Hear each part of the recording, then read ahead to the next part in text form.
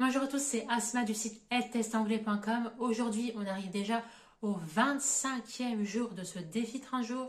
Pour rappel, je vous aide à démarrer sereinement vos révisions au test d'anglais IELTS. Aujourd'hui, une question qui m'a été posée durant ce défi, que vaut le niveau B2? Quel est l'équivalent du niveau B2 en anglais à un score IELTS? Je vais tenter de répondre à cette question, c'est juste après l'intro.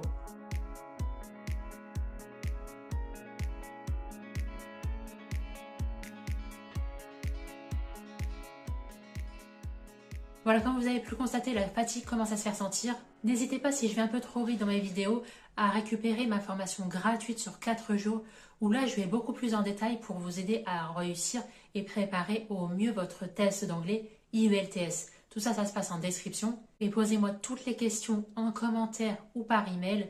J'y réponds souvent dans les meilleurs délais. Vous êtes de plus en plus nombreux à m'écrire. Vous êtes également de plus en plus nombreux à me suivre sur cette chaîne.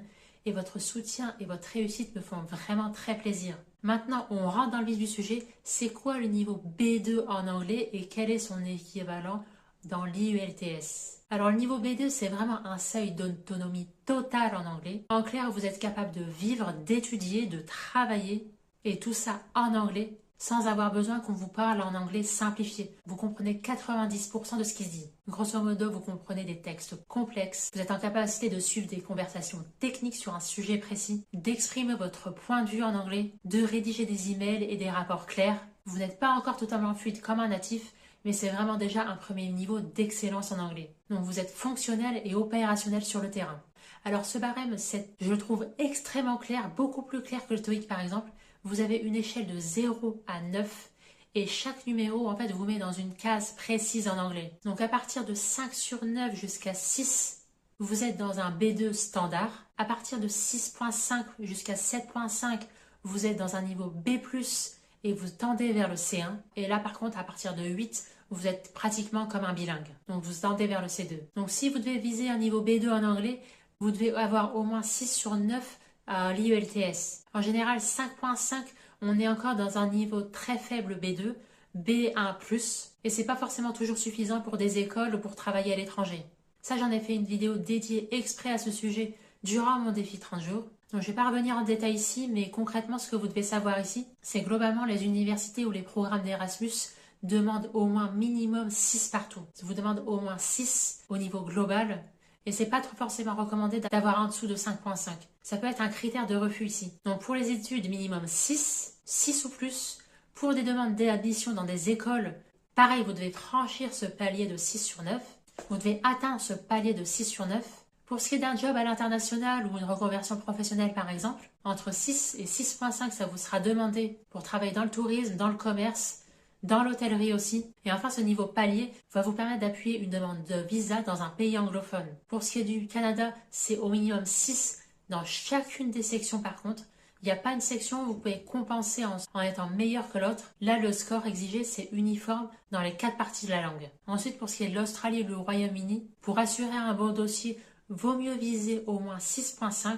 Donc là, ici, c'est important de réviser de façon uniforme les 4 compétences de la langue. D'ailleurs, dans le premier jour de ma formation, je vous donne un hack ultime pour réviser en une demi-heure par jour ces 4 points clés de la langue. Vous allez le voir, c'est très très simple.